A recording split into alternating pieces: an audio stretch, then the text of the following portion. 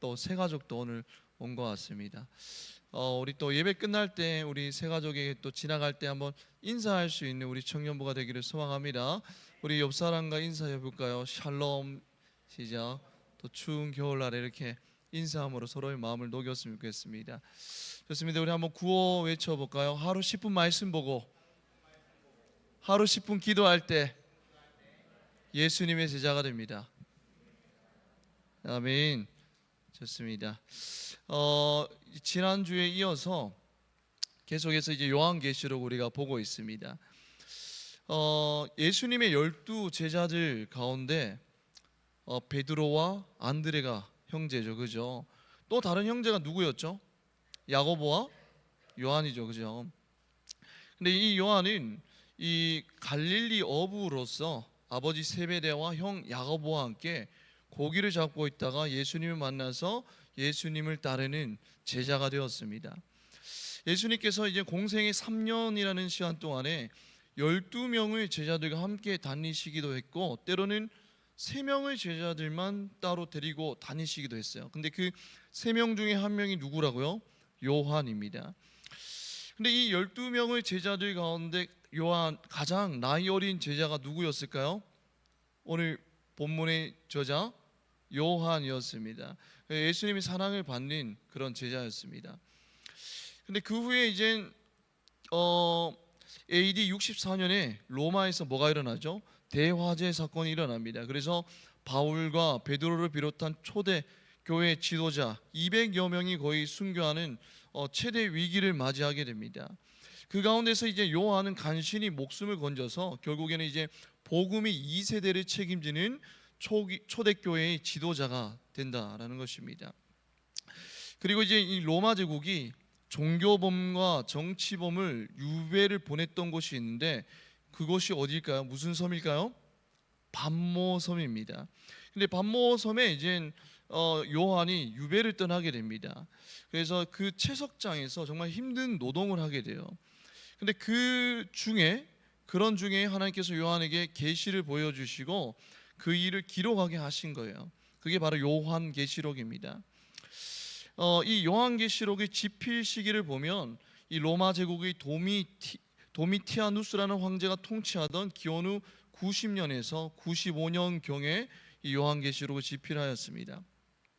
근데 이 시기는 어떤 시기였냐면 이 로마 제국의 모든 식민지 백성들에게 황제를 숭배하게 했어요. 그러니까 황제 숭배의 시대였다라는 것입니다. 이 요한이 요한계시록을 쓴 목적이 그럼 무엇일까요? 여러분들, 이 로마 제국의 박해를 받고 있는 이 복음의 2세대와 교회들을 뭐하기 위해서? 위로하고 또 격려하기 위함입니다. 너무 힘들잖아요, 그죠? 박해 가운데 황제를 숭배해야 하는 그 시대 가운데에서 타협하지 않고 고난을 받고 있는 그들을 위로하고 격려하기 위함이었습니다. 이 고난의 현실 속에서 또 신앙을 포기하고 배교의 길로 돌아서는 그들에게 이 요한의 계시록의 말씀은 어떤 의미가 있을까요? 현재의 고난을 인내하며 기다리는 자에게 소망이 있음을 이야기하는 책입니다. 근데 이 요한계시록을 우리가 보면 정말 뭐가 많이 나와요? 환상이 많이 나오죠, 그죠? 이 환상은 갖가지 상징들로 이루어져 있습니다. 왜냐하면 이게 2000년 전 초기 성도들이 쉽게 이해했던 상징과 비유가 나오는 거예요. 근데 우리가 보면 좀 많이 생소하죠, 그죠? 이 상징들은 사실은 글자 그대로 볼 것이 아니라 다시 해석하고 풀어야 할 것들입니다. 어떤 것은 상징으로, 또 어떤 것은 상징이 아닌 것으로 우리가 봐야 된다는 것입니다. 이 요한계시록에 보면 이제 지난 주일에는 어느 교회를 우리가 알아봤죠? 혹시 기억납니까? 차갑든지 뜨겁든지 하라. 무슨 교회죠? 라오디게아 교회죠, 그죠? 네, 오늘 그 이후에 이제 요한계시록 4장에서 7장을 쫙 우리가 한번 스토리를 좀 봐야 되는데, 이 하나님께서는 하늘에서 나팔 같은 이 소리 같은 음성으로 사도 요한에게 하늘로 올라오라고 합니다. 그리고 하나님이 보좌의 놀라운 장면을 보여주시는 거예요. 요한은 그때 본 하나님의 보좌의 모습을 기록합니다. 그게 4장부터 5장입니다. 4장의 5장 내용을 보면 이 하나님의 보좌 곁에는 24 하나님의 곁에는 24 보좌가 있고 그 하늘 보좌를 둘러싼 24 장로가 있었습니다. 이 요한이 하늘 보좌에 앉으신 그 하나님과 그 곁에 계신 어린 양 예수님을 또 뵙게 됩니다. 십자가에서 하나님의 어린 양으로 그 보혈을 흘리셨던 그 예수님을 거의 60여 년이 지난 지금 하나님 보좌 곁에 계신 예수님을 다시 뵙는 거예요. 그리고 나서 그 다음 장면이 뭐냐면 7인 이야기로 이어집니다. 그 보좌에 앉으신 하나님의 오른손에는 7인으로 봉한 두루마기가 있었습니다. 근데 하나님의 어린 양 예수 그리스도께서 그 심판을 부르는 7인을 떼기 시작하는 거예요. 예수님이 그 7인을 떼기 시작합니다. 근데 첫째 인을 떼었을 때 뭐가 나오죠? 흰말이 나옵니다. 흰말은 무엇을 의미하냐면 전쟁을 의미합니다. 그리고 둘째 인을 뗄 때에 무슨 말이 나오죠? 붉은 말이 나옵니다. 이 붉은 말은 내란을 의미합니다. 그리고 셋째 인을 뗄 때에는 검은 말이 나옵니다. 이 검은 말은 지진과 기근을 의미하는 겁니다. 그리고 넷째 인을 뗄 때에는 청황색이 나오는데 전염병을 의미합니다. 그리고 다섯째 인을 뗄 때에는 믿음을 지킨 자들이 죽임을 당함으로써 큰 소리로 하나님을 부릅니다. 그러니까 종교적인 박해를 의미하죠. 그리고 여섯째 인을 뗄 때에는 천지지변이 일어납니다. 이렇게 7인 중에서 6인까지 뗐죠. 그죠? 그래서 6장을 보면 어린 양이 인을 하나씩 뗄 때마다 정말 다른 종류의 재앙이 엄청나게 사람들에게 몰려드는 것을 보았습니다. 요한이. 근데 이 심판의 대상은 누구죠? 하나님의 백성들이 아니라 하나님의 거역한 세상 사람들이었습니다. 그런데 하나님의 백성들이 이 세상 속에서 섞여 살죠. 그죠? 섞여 살기 때문에 자기 눈앞에 펼쳐지고 있는 그 무서운 심판 앞에서 하나님의 백성도 무서워할 수밖에 없는 거예요. 그래서 하나님이 다시 한 번 더 교회를 위로하시고 격려하기 위해서 주신 말씀이 바로 오늘 본문의 몇 장이에요? 7장이라는 것입니다. 네. 네, 좋습니다. 그래서 하나님께서는 세상의 눈이 아니라 하늘의 눈으로 환난을 보기를 원하십니다. 우리가 세상의 눈으로 환난을 보면 절망과 한숨밖에 없죠. 그죠? 그러나 우리가 하늘의 눈으로 보면 어떤 환난도 능히 인내할 수 있기 때문입니다. 그래서 오늘 우리에게 그 7장의 말씀을 주는 것입니다. 오늘 7장의 말씀 한번 보도록 하겠습니다. 1절에서 2절 보겠습니다. 1절에서 2절 우리 한번 다시 한번 더 읽을까요? 시작.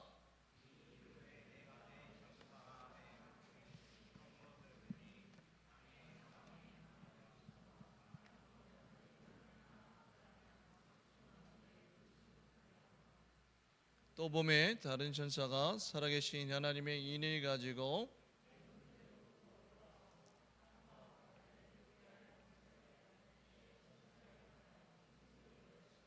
네, 좋습니다. 여기서 이제 땅의 내 모퉁이라는 이 말이 나오죠. 땅의 내 모퉁이입니다. 근데 고대 문항에서 숫자 4는 무엇을 상징할까요? 전체를 가리키는 상징성을 가집니다. 숫자 4가. 그러니까 이 땅의 내 모퉁이는 무엇을 의미하냐면 온 세상을 상징하는 것입니다. 근데 그 땅의 내 모퉁이에 누가 섰다라고 했죠? 천사들이 섰다라고 하는데 그것은 무엇을 의미하냐면 하나님께서 온 세상을 관할하도록 천사들에게 그 권세를 위임했다라는 것을 의미하는 거예요. 그런데 그 천사들이 무엇을 하고 있죠? 서서 무엇을 맡고 있습니까? 바람을 맡고 있다라고 말씀하고 있습니다. 어제 이제 우리 24년 임원들과 25년 임원들과 함께 이제 LTC를 가졌습니다. 우리 LTC를 하고 나서 이제 저녁에 식사를 하러 갔습니다. 식사를 하러 갔는데 이제 고깃집이었는데 그 고깃집이 이제 실내에서 먹는 것이 아니라 야외에서 이제 천막에서 들어가서 이제 고기를 먹는 거였어요. 이 직사각형의 천막이 있는데 그 천막이 무엇을 막아주죠? 추운 바람을 막아주는 거예요. 왜냐면 이게 천막이 바람을 막는 역할을 합니다. 오늘 본문에도 근데 이 오늘 본문에서 이 바람은 뭐 살랑살랑 불어오는 그런 봄바람 같은 기분 좋은 바람이 아닙니다. 우리 그 봄에 주로 들려오는 노래가 뭐죠? 길거리에 걷다 보면 뭐요? 벚꽃 엔딩이라는 노래가 들려오죠, 그죠? 봄바람이 날리며 맞나요? 맞나요? 헷갈려요.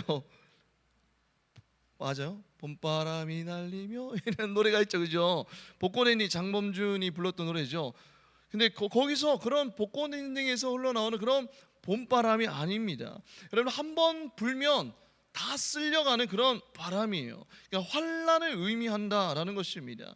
근데 바람은 사람이 잡을 수가 있어요, 없어요? 못 잡죠, 그죠? 도저히 잡을 수 없다라는 것입니다. 우리가 미국에서 뭐 어떤 주에는 주로 토네이도 막 불어서 막 집이 날아가고 이런 것들을 우리가 뉴스에서 보잖아요, 그죠? 마찬가지로 천사가 없으면 바람이 불어와서 이 세상을 다 박살내 버리는 거예요. 그래서 하나님이 천사가 이것을 붙잡아서 바람을 붙잡아서 그 바람을 억제하고 있다라는 것입니다. 여러분 하나님이 천사가 잡고 있던 그 바람을 손을 놓으면 어떻게 되죠? 인류가 한 번도 겪어보지 못한 마지막 날의 환란의 시대를 겪게 됩니다. 이 바람은 진노와 심판을 의미한다라는 거예요.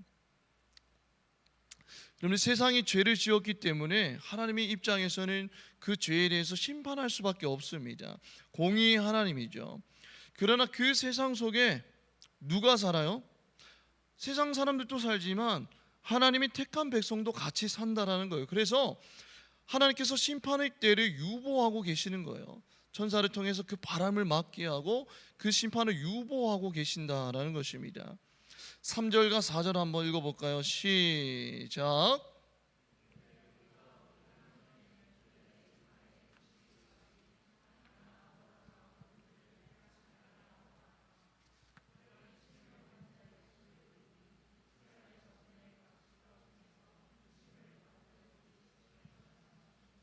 네, 좋습니다.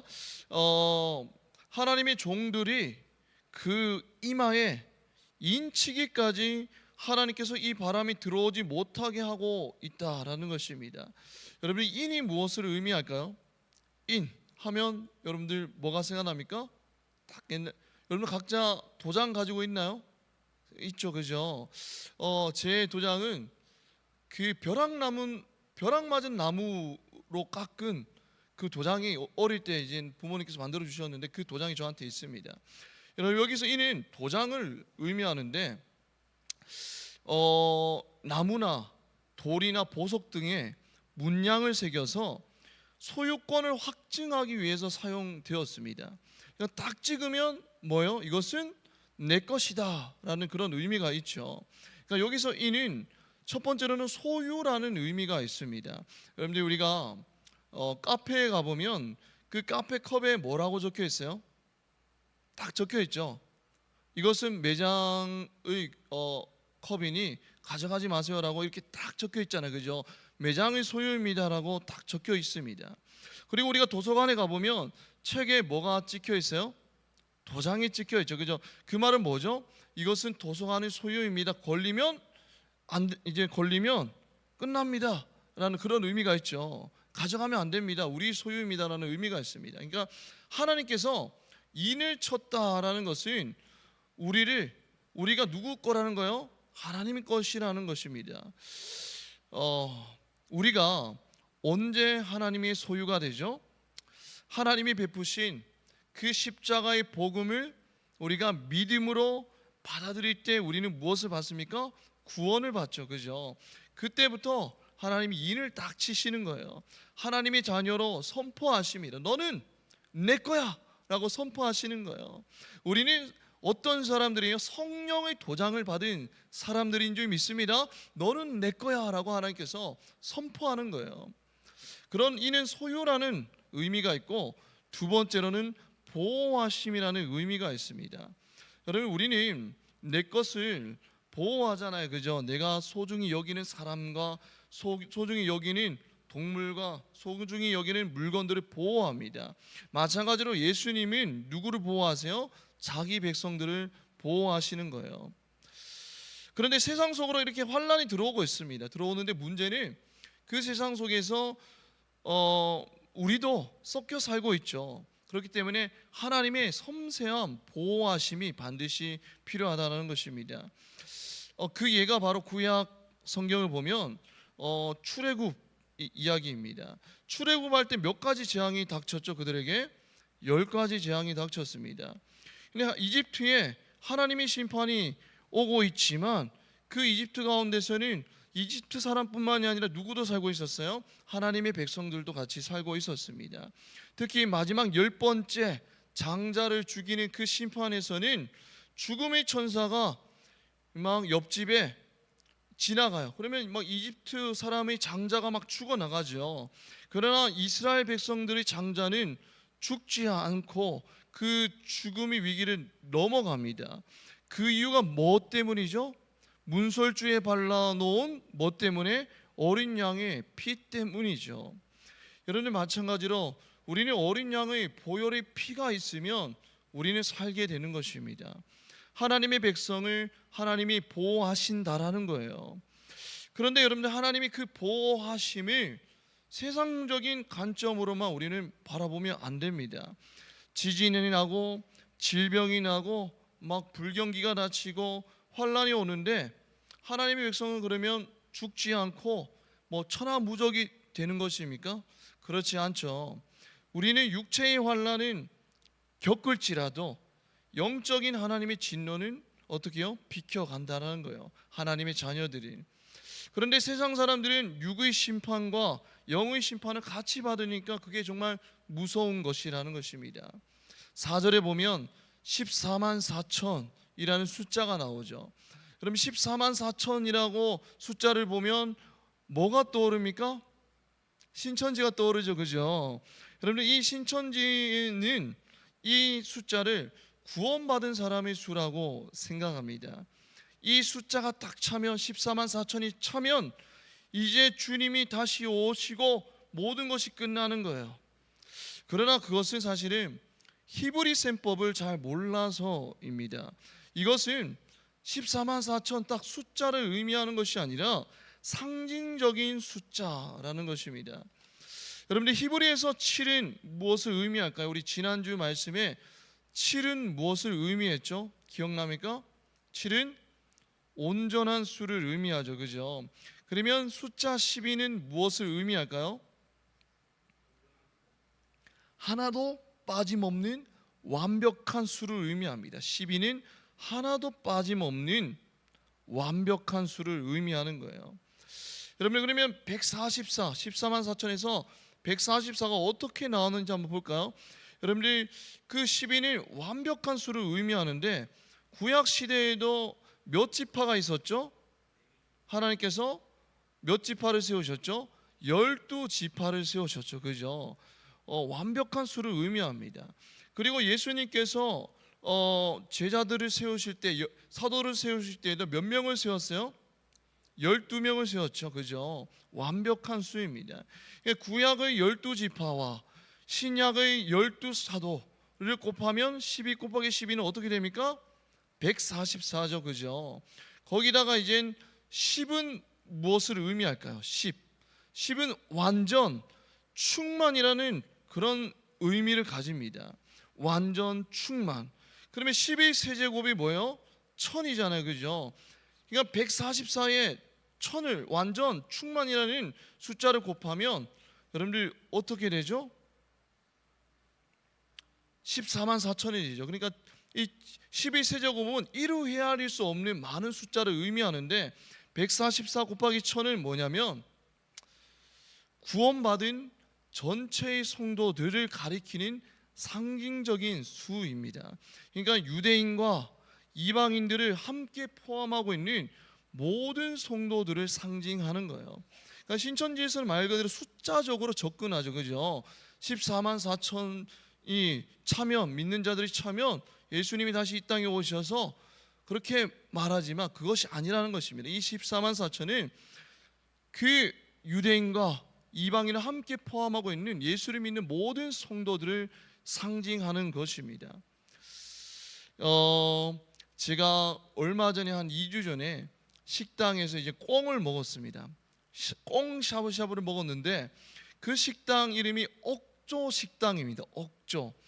근데 제가 궁금해서 여쭤봤어요. 왜 옥조입니까? 라고 하니까 정말 이 옥조를 많이 벌어서 그런 것이 아니라 정말 그만큼 많이 벌고 싶다라는 그런 마음에서 옥조 식당이라고 이렇게 간판을 지었다라고 합니다. 그러니까 그만큼 많이 벌고 싶다라는 상징적인 의미가 담겨져 있죠. 마찬가지로 14만 4천은 숫자 그 자체를 의미하는 것이 아니라 상징적인 의미입니다. 모든 성도들을 상징한다라는 거예요. 그리고 나서 14만 4천인데 어떤 14만 4천이냐면 3절에 보면 무슨 종들이라고 되어 있죠? 하나님의 종들이라고 합니다. 이게 하나님의 종들인데, 여러분들 종들은 사명을 가지고 하나님의 일을 하는 사람들입니다. 그러니까 이 종들은 무엇을 의미하냐면 자기만 구원받고 겨우겨우 천국 가는 사람들을 의미하는 것이 아니에요. 예수 믿고 역동적으로 복음을 전한 사람들을 의미하는 것입니다. 하나님의 종들은 나만 구원받고 끝, 거기에 만족하는 자들이 아니라 더 나아가서 복음에 빚진 마음으로 세상 가운데서 환난 가운데서 복음을 전하며 살아갔던 사람들을 의미하는 거예요. 하나님을 위해서 핍박도 받으면서 그럼에도 전도하고 선교하는 사명을 감당한 사람들이 바로 하나님의 종들이라는 거예요. 그러니까 14만 4천이 하나님의 종들이란 무엇을 의미하죠? 이러한 복음을 위해서 핍박도 받고 그럼에도 전도하고 선교한 사람들이 엄청나게 많다라는 것을 의미하는 거예요. 여러분들, 교회는 단순히 고난 가운데에서 개인의 구원을 위해서 그냥 만족하며 살아가는 사람들이 아닙니다. 여러분, 마지막 때의 어둠의 권세와 정면적으로 대결하는 강력한 그리스도의 군대라는 거예요. 어두운 시대에 그냥 나 혼자 구원받는 것으로 만족하며 숨어 지내는 그런 것이 교회가 아니라, 진정한 교회는 뭐예요? 이 어둠의 세상 가운데서도 그 어둠에 맞서서 그럼에도 복음을 전하며 선교하며 살아가는 강력한 그리스도의 군대를 의미하는 것입니다. 우리 감람나무 공동체가 그런 교회가 되기를 주님의 이름으로 축복합니다. 여러분들, 이 종들의 특징이 뭐냐면 세상과 타협하기를 거부했다라는 것입니다. 여러분, 세상은 우리에게 계속 말하죠. 그냥 적당히 세상과 타협하면서 살아. 이게 전체 시대적인 흐름이잖아. 이게 정상이야 라고 그렇게 말합니다. 그러나 성경은 우리에게 뭐라고 하죠? 이 세상을 본받지 말라라고 우리에게 계속해서 말씀합니다. 우리는 세상의 유행에 뒤처지지 않기 위해서 예를 쓰죠. 그러나 우리는 좀 유행에 둔감해도 좋습니다. 그러나 중요한 것은, 정말 뒤처지지 말아야 할 것은 하늘의 유행에 뒤처지지 말아야 된다는 것입니다. 늘 하나님의 음성에 민감하며 하나님의 뜻이 무엇인지, 나를 향한 하나님의 뜻이 무엇인지, 이 교회를 향한 하나님의 뜻이 무엇인지, 이 열방을 향한 하나님의 뜻이 무엇인지 늘 민감하게 우리가 분별하며 또 그 주님의 십자가를 붙들고 이 시대의 강한 그리스도의 군대로 승리하는 것이 정말 중요하다는 것이에요. 그러나 우리는 너무나 세상의 유행에 뒤처지지 않기 위해서 거기에 우리는 우리 시간과 에너지를 낭비하며 살아가고 있지 않습니까? 여러분들, 세상 사람들은 세상과 같지 않은 우리를 보고 손가락질하고 욕할지도 모릅니다. 그리고 우리는 핍박을 받죠. 그러나 그들은 속으로는 어떤 마음을 가지냐면 세상과 같지 않은 우리를 보고 두려워하고 존경하는 마음도 가지게 되고 나중에는 예수를 믿기도 한다라는 것입니다. 겉으로는 손가락질하고 비난하지만 속으로는 저 사람은 뭔가 다르네, 예수 믿는 사람 뭔가 다르네라고 생각하고 시간이 지날수록 존경하는 마음이 들고 나중에는 그 한 사람을 통해서 예수를 믿게 된다라는 것입니다. 이처럼 하나님은 하나님의 종들을 기름 부으셔서 세상 속으로, 열방 속으로 그렇게 보내신다라는 것입니다.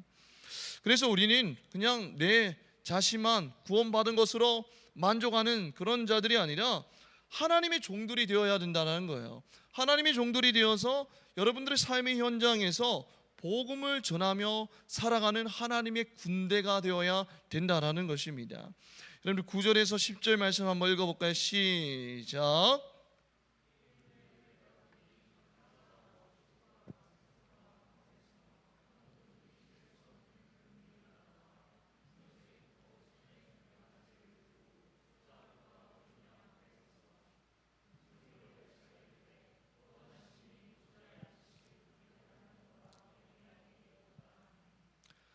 네, 9절에 10절을 보면 능히 셀 수 없는 큰 무리가 천국에 와 있음을 볼 수 있습니다. 근데 능히 셀 수 없는 그 큰 무리는 아까 전에 하나님의 그 종들이 전 세계 곳곳에서 복음을 전한 그 결과로 와 있는 하나님의 백성들을 의미하는 것입니다.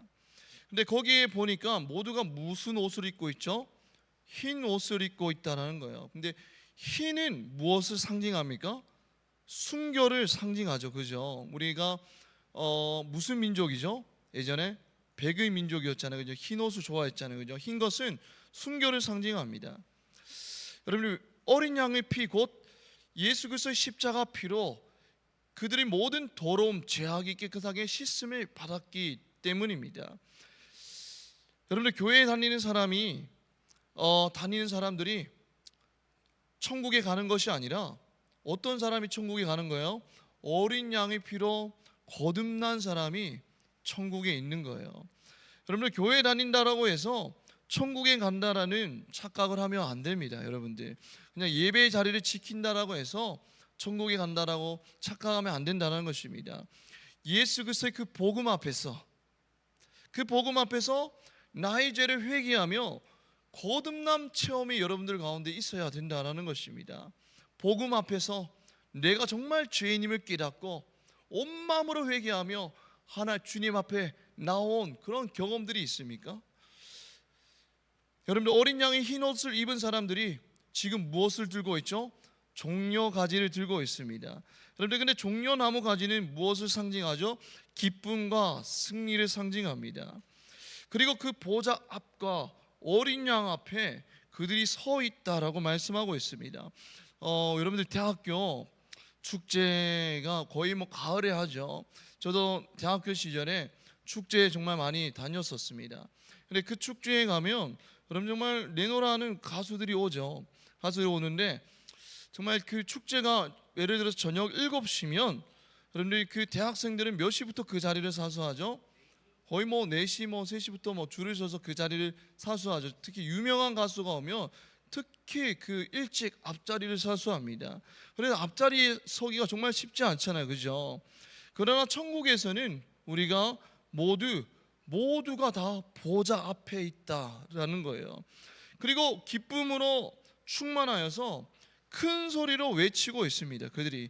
근데 여기서 외쳐라고 번역된 원어는 크라주신인데, 이 크라주신은 현재형입니다. 현재, 과거형이 아니라 현재형이에요. 그러니까 천국에서는 뭐가 끝나지 않죠? 예배가 끝나지 않는다는 것입니다. 여러분들, 콘서트에는 반드시, 축제에는 뭐가 있죠? 끝이 있지만 여러분들, 천국에서는 예배가 끝이 없다라는 것입니다. 구원하심이 보좌에 앉으신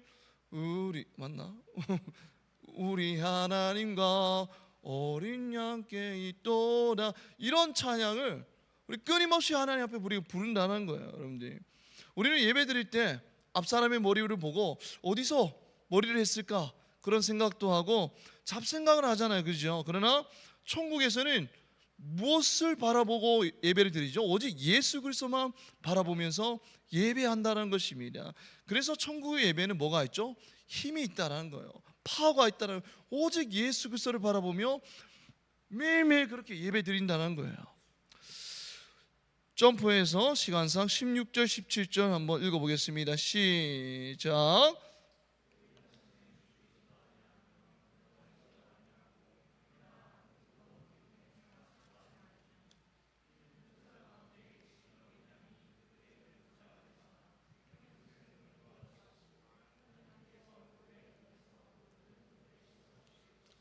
네, 그들의 모든 눈물을 씻어준대요.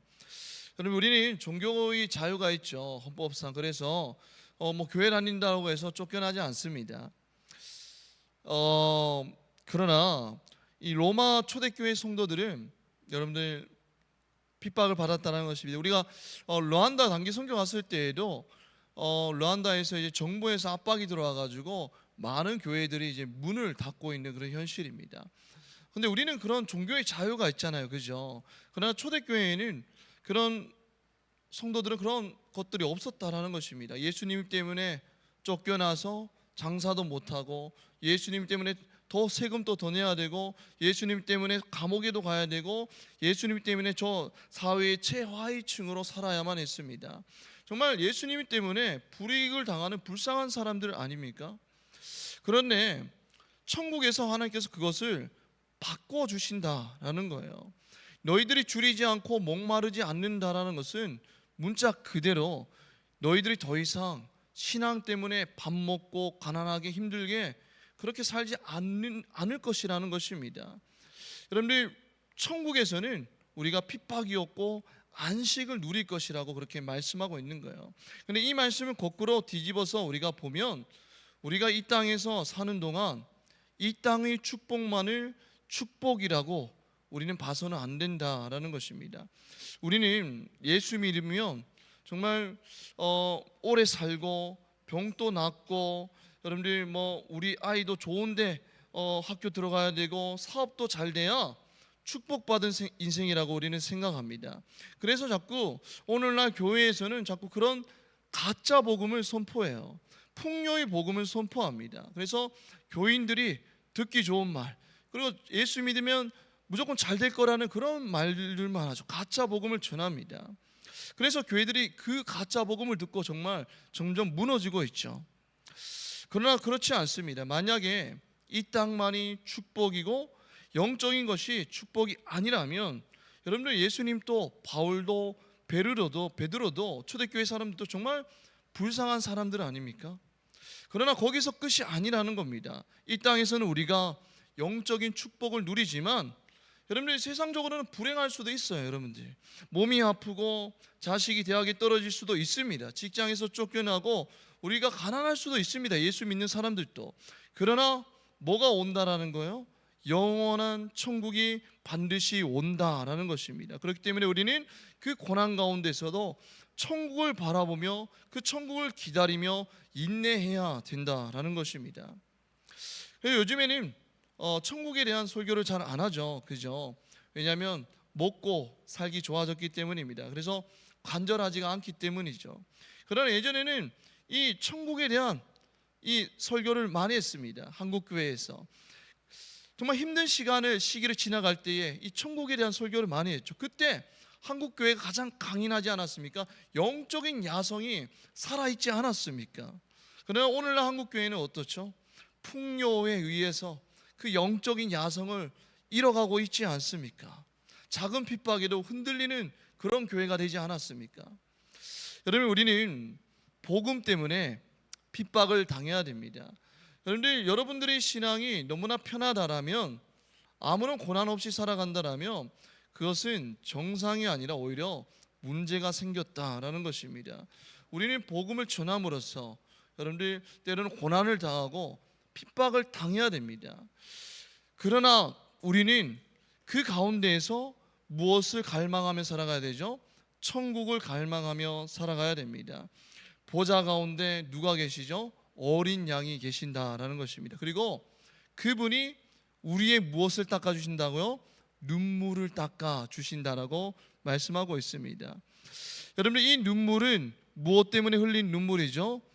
내 돈을 이 땅 가운데 사업하다가 좀 내 돈을 잃어서 흘리는 그런 눈물이 아니라 예수님 때문에 흘리는 눈물입니다. 선교를 위해서, 전도를 위해서, 복음을 위해서 받은 그 핍박을 견뎌내면서 흘린 눈물이고, 잃어버린 영혼을 찾기 위해서 그 흘린 눈물입니다. 그 눈물을 주님께서, 우리가 천국 가면 주님께서 눈물을 닦아주신다라고 말씀하고 있다라는 것입니다. 여러분들, 당시 초대교회 성도들은 왜 주님이 정말 빨리 오지 않을까, 왜 험난한 이 세상 가운데 우리를 남겨두고 가셨나라는 그런 아픈 마음을 가지고 있었을 거예요. 그러나 오늘 메시지를 통해서 하나님은 우리에게 답을 주신 것입니다. 하나님의 인치심을 받은 하나님의 그 종들이 목숨을 바쳐서 이 땅에서 복음을 전하며 승리했기 때문에 그 결과로 흰옷을 입은 하나님의 백성들이, 수많은 하나님의 백성들이 천국에 존재하고 있는 거예요. 그렇기 때문에 우리가 해야 할 질문은 무엇이죠? 다가오는 그 환난 가운데서, 이 땅 가운데에서, 환난 가운데서 어떻게 하면 나만 예수 믿고 구원받는 것으로 만족하는가가 아니라 뭐죠? 이 환난을 뚫고 우리는 어떻게 이 땅 가운데서, 무너져가는 이 땅 가운데서, 이 폐역한 시대 가운데서 복음을 전할 것인가 라는 의문을 던지면서 우리는 살아가야 된다는 것입니다. 우리는 그냥 세상의 흐름에 방어적으로 살아가는 그런 그리스도인과 교회가 아니라 그냥 밖에 나가서 우리가 또 세상 가운데에서 믿지 않는 자에게 복음을 전하는, 그런 공격적으로 우리가 적극적으로 복음을 전해서 승리하는 교회가 되어야 된다라는 것입니다. 나만 구원받고 간신히 천국 가는 크리스천으로 살고 싶습니까? 아니면 오늘 본문에 이 수많은 무리들, 그리고 하나님의 종들처럼 하나님의 군대가 되어서 이 어두운 세상과 어둠을 몰아내고 세상의 빛과 소금으로 살아가는 그런 하나님의 종들이 되고 싶습니까? 우리 감람나무 청년부가 이런 하나님의 종들로 가득한 승리하는 교회가 되기를 주님의 이름으로 축복합니다. 이 시간 우리 다 같이 찬양하며 나아가겠습니다.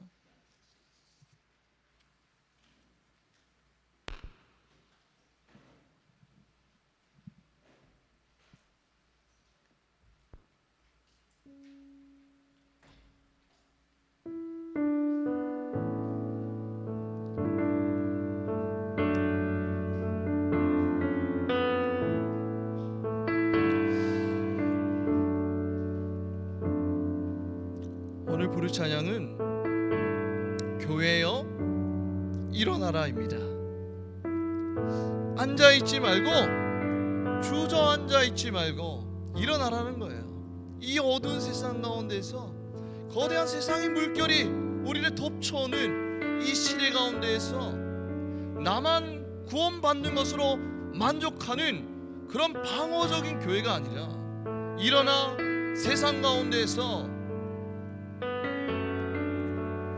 복음을 전하는 그런 교회가 되어야 된다고 우리에게 말하고 있습니다. 아버지의 사랑으로, 아버지의 능력으로 세상 가운데 빛을 비추라라고 오늘 찬양에서 우리에게 말하고 있습니다. 우리는 어떤 그리스도인입니까? 어떤 교회입니까? 오늘 말씀을 기억하며 우리 다 같이 교회에 일어나라 찬양함으로 나가겠습니다.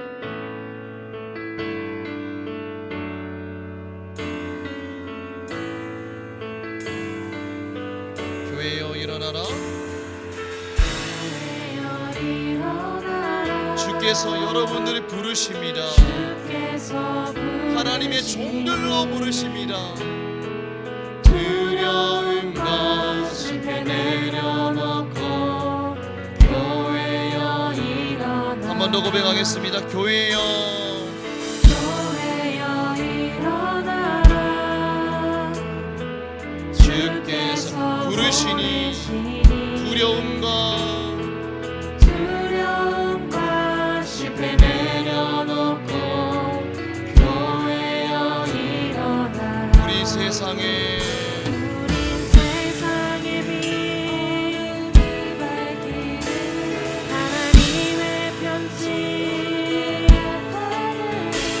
주를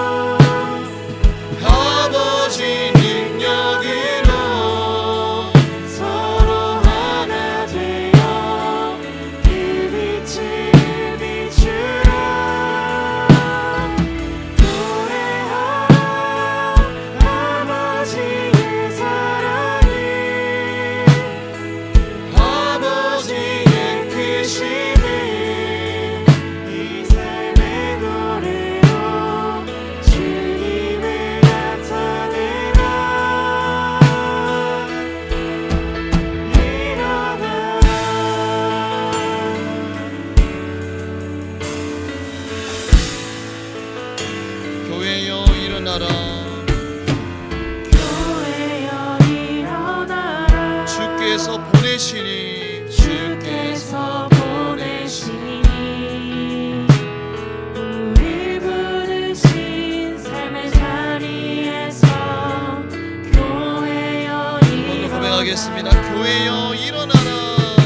교회여 일어나라. 우리를 세상 가운데 보내십니다. 우릴 부르신 삶의 자리에서 교회여 일어나라. 우리 세상에 우린 세상의 빛 하나님의 편지 교회를 통해 세상이 지리버리라. 일어나라 아버지 사랑이라. 아버지 능력이라. 서로 하나 되어 빛을 비추라. 노래하라 아버지 사랑이. 아버지의 크심에 이 삶의 노래로 주님을 일어나라. 일어나라. 아버지 사랑으로 아버지 능력이라. 서로 하나 되어 그 빛을 비추라. 노래하라 아버지의 사랑을 아버지의 크심을 이 삶의 노래로 주님을 나타내라.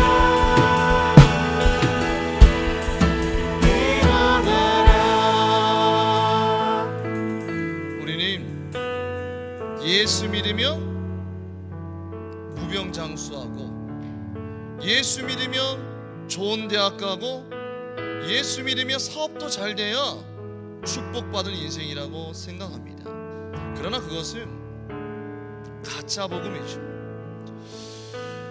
우리는 이 땅 가운데서 영적인 축복을 누리지만 세상적으로는 불행할 수도 있습니다. 몸이 아프고 내가 원하는 기업에 취직을 못할 수도 있습니다. 직장에서 쫓겨날 수도 있고 가난할 수도 있습니다. 그러나 우리는 그럴 때 무엇을 소망해야 되죠? 영원한 천국을 소망하며 살아가야 된다.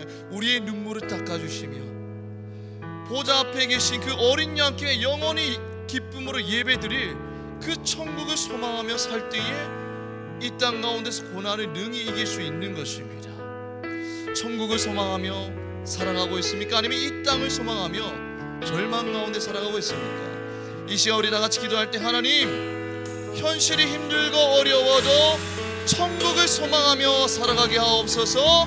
천국을 소망하며 모든 고난 가운데서 인내하며 기쁨으로 살아가게 하옵소서. 주여 한번 외치고 기도하겠습니다. 주여.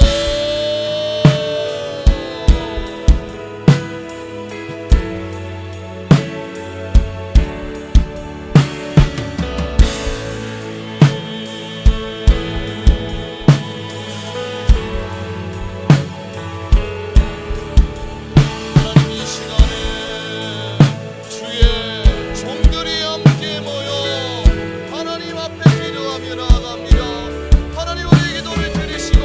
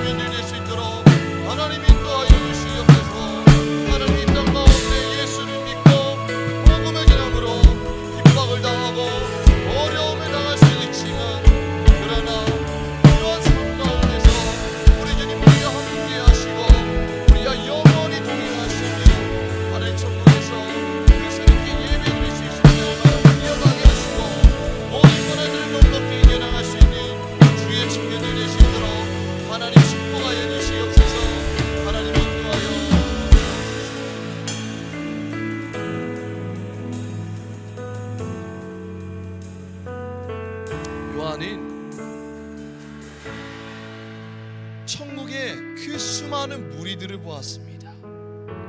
하나님 앞에 나와 하나님을 예배하는 수많은 무리들을 보았는데 그 수많은 무리들이 하나님 앞에 예배할 수 있었던 이유는 바로 하나님의 종들이 있었기 때문입니다.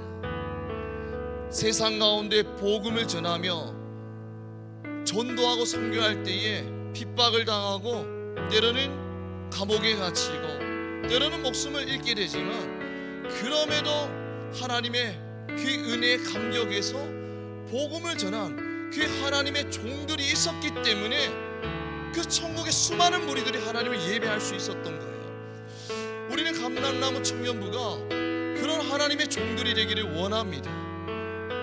나만 구원받고 만족하는 것으로 끝나는 그런 그리스도인이 아니라 세상 가운데 오늘도 죽어가는 그 한 영혼에게 복음을 전함으로 한 영혼이 주께로 돌아오는 그 역사를 목도하는 하나님의 종들이 되기를 소망합니다.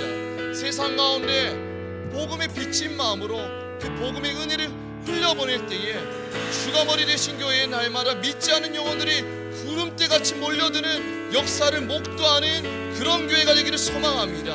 이 시간 다같이 기도하며 나갈 때 하나님의 종들이 되게 허락하여 주시옵소서. 세상 가운데 복음을 전하는 공동체가 되게 허락하여 주시옵소서.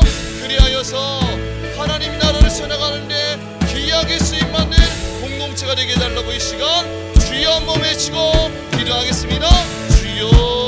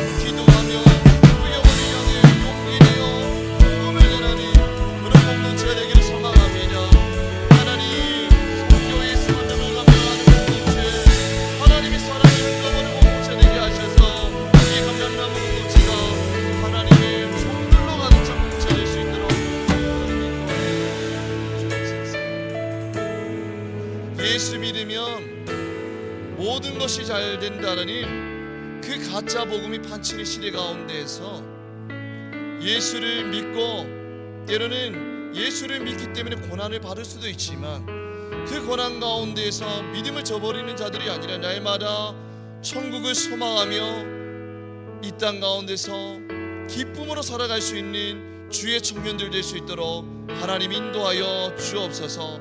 주일을 일을 하다가 고난을 하고 핍박을 당할 수도 있지만 그럼에도 우리가 천국에 갔을 때에 우리의 눈물을 닦아주시는 그 주님을 기대하며 이 땅 가운데서 복음을 전하며 살아갈 수 있는 주의 청년들 될 수 있도록 하나님 인도하여 주옵소서. 나 혼자 예수 믿고 그것으로 만족하는 그런 그리스도인이 아니라 오늘 또 열방을 향해 눈물을 흘리고 계시는 하나님의 마음을 알아 하나님의 종으로서 세상 가운데 복음을 전할 때에 한 영혼이 주께로 돌아오는 역사를 목도하는 주의 청년들 될 수 있도록 하나님 인도하여 주옵소서. 사랑의 말씀 우리 주 예수 그리스도 이름으로 기도드립니다. 아멘.